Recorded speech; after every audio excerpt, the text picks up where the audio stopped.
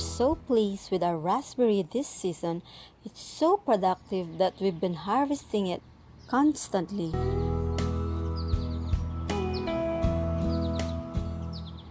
Good day, I hope everyone is doing well. Today we are at our backyard and guess what? We are going to pick some raspberries. So these raspberry plants that we have here in our backyard was planted 3 years ago and now it's loaded and loaded with fruits. We just harvested it last 3 days ago and guess, look! Alright, let's do some harvest.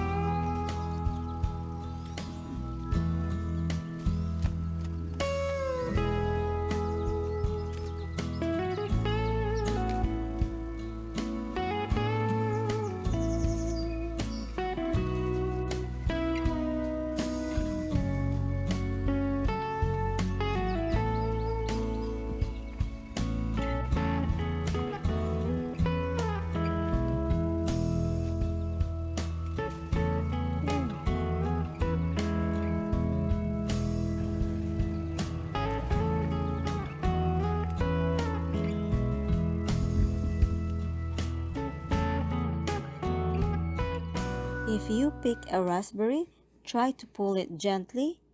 See, it's not coming off. That means it's not ready. Now let's try this one. This is ripe.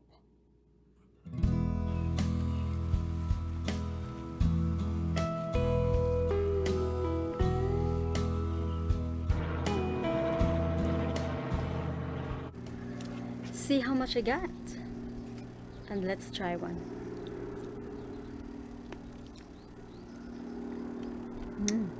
It's very sweet.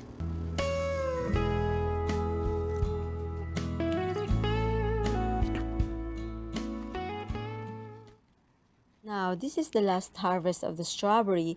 We've been enjoying it with our ice cream, our smoothies, and in our salad as well.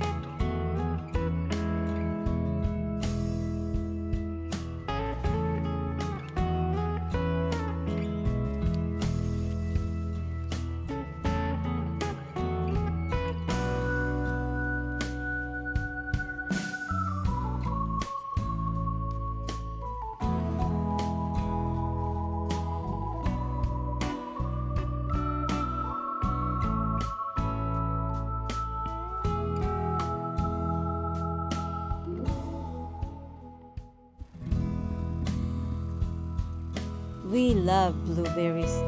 It's short, it's very productive, and it's very delicious.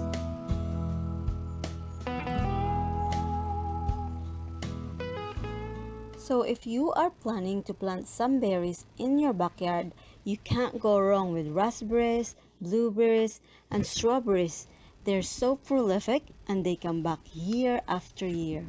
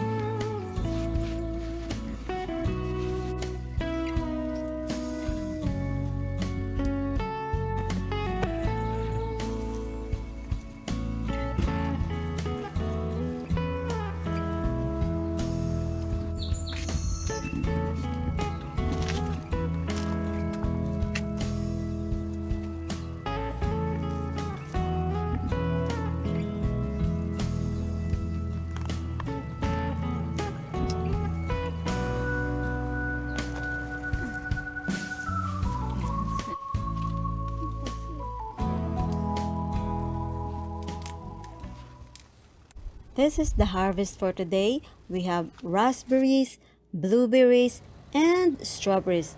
I'm so excited to make berries smoothies. Thank you all for watching and see you on my next video. Bye for now.